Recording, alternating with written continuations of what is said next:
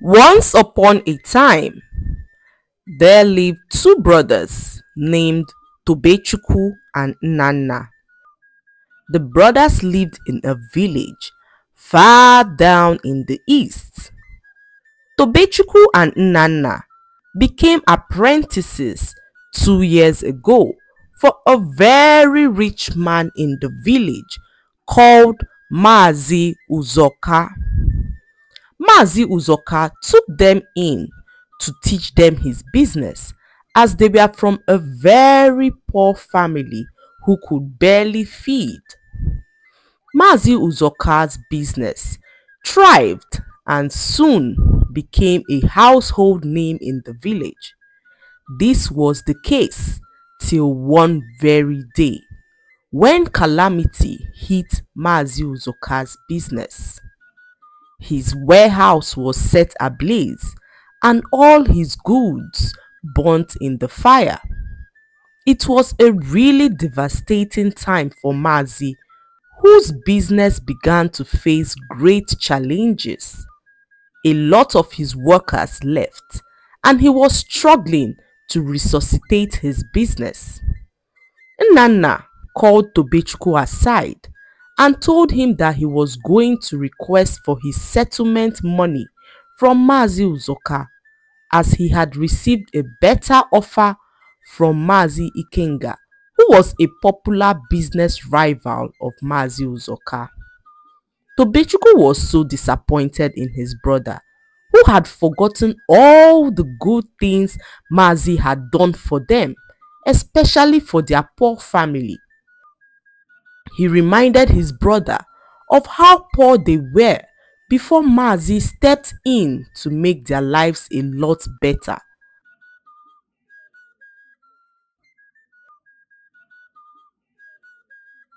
But Nana was unwilling to listen as his mind had already been made up. Nana then walked up to Mazi Uzoka in his house to request for his settlement sum. Mazi Uzoka had promised Nana and Tobechukwu that he would give them a huge amount of money to start up their own business after they worked with him diligently to master the business for 6 years.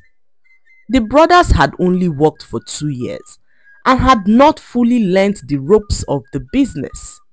Nana had however made up his mind to leave Mazi Uzoka to go work for Mazi Ikenga, who had offered him a job in his own business. Mazi Ikenga, on hearing about how close Nana was to Mazi Uzoka, hired Nana in a heartbeat in order to spite Mazi Uzoka as they were rivals in the business. Tobechukwu and Nana were Mazi Uzoka's favorite workers who he treated like family. However, as Mazi Uzoka saw how serious Nana was on leaving, he gave him his settlement sum for the 1 year that he had worked for him. Nana was extremely happy as he now had money and a better job with Mazi Ikenga, whose business was now thriving in comparison to Mazi Uzoka's business that was now struggling after the fire. Tobechukwu remained with Mazi Uzoka and stayed by his side despite the fire and all the difficulties that his business faced. Tobechukwu was penniless most of the time, but this did not deter him as he served Mazi Uzoka diligently. Gradually, they began to rebuild the business and it was a very difficult journey for Mazi Uzoka and Tobechukwu. Nana, on the other hand, squandered most of his settlement money on women as he was never worried about going broke, especially as his new boss was now extremely wealthy. One day, this was 2 years later, Tobechukwu approached his brother to request for some money. His only daughter was extremely sick and needed urgent treatment. Nana vowed never to help his brother and this led to the death of his brother's only daughter. Nnanna at this point had made some money from his new boss, but he was unwilling to help Tobechukwu because he was cross at him for turning down a request he brought to him a year ago. It happened that a year after leaving Mazi Uzoka's business, Nnanna invited his brother Tobechukwu to his new house and asked him to come work for his new boss, Mazi Ikenga, who had personally sent Nnanna to go convince his brother to come work for him. News got to Mazi Ikenga that a certain boy named Tobechukwu was the backbone behind the steady growth of Mazi Uzoka's business. Mazi Ikenga then decided to do all that was within his power to make sure that Mazi Uzoka's business never flourished again. When Tobechukwu turned down his brother's proposal and refused to come work for his new boss, Mazi Ikenga, Nnanna began to have a lot of issues with his boss, and this made him never forgive his brother for putting him in such a precarious situation, as he believed that his boss hated him because of his brother, and this angered him greatly. One calm evening, Mazi Ikenga began to scream that someone had stolen some money from his office. He then instructed that everyone's bag be searched, and shortly afterwards, the money was recovered from Nnanna's bag. "How did this money get into my bag?" shouted Nnanna, who began to cry that he was innocent.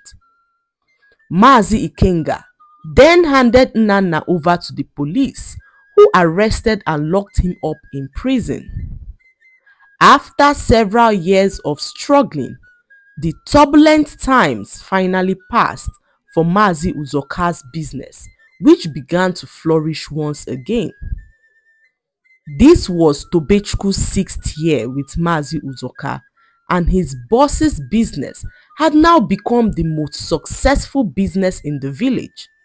Mazi Uzoka, touched by how Tobechukwu was loyal and diligent all these years, gave 40% of his business to Tobechukwu. Tobechukwu, on hearing this, broke down in tears, as this was way bigger than what he ever anticipated. All this while, Tobechukwu was unaware that his brother was locked up in prison till one afternoon, when a young man approached him and told him of his brother's arrest almost a year ago. Tobechukwu, who was now extremely rich, was shocked to hear that his brother had been remanded in prison for almost a year. So he rushed to see his brother in prison, and when his brother sighted him, he began to weep, as he was ashamed of himself and all the horrible things he did to his brother Tobechukwu. He pleaded with his brother for forgiveness, especially for his role in the death of his brother's only daughter. Tobechukwu was in a lot of pain at this point and told his brother that he had forgiven him, but that he would not have anything to do with him ever again. Nnanna lived with the pain of his decisions all through his life, and he wished he made better decisions in the past. The lesson to be learned from this story is that it is important to be loyal to people who have been good and kind to you. Do not pay people's kindness with evil, as it always has a way of catching up with you. Also know that it is okay to forgive people and not have them back in your life, especially if you need time to heal properly from the hurt that they have caused you. I hope you enjoyed this story. Please like, subscribe and leave a comment. It helps us grow our channel. I'll see you in our next story. Bye.